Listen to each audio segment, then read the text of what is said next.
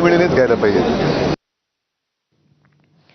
तर सोबत घेतलेले आता जड झाले असतील अशी प्रतिक्रिया ठाकरेंच्या शिवसेनेकडून देण्यात आली. पाहूया.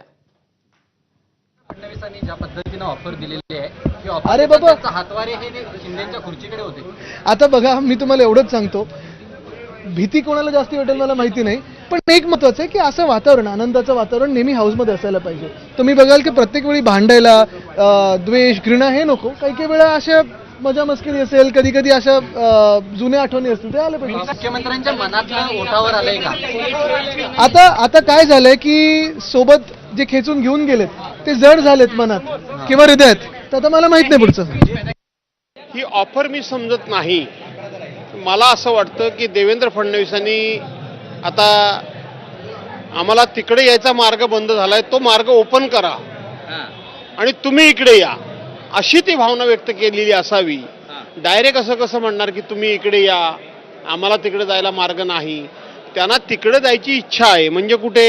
विरोधी पक्षात. आणि म्हणून त्यांनी उद्धव साहेबांना सांगितलं असेल की तुम्ही पुन्हा सत्तेत या, आम्ही विरोधी पक्षात जातो, असा त्याचा अर्थ असेल.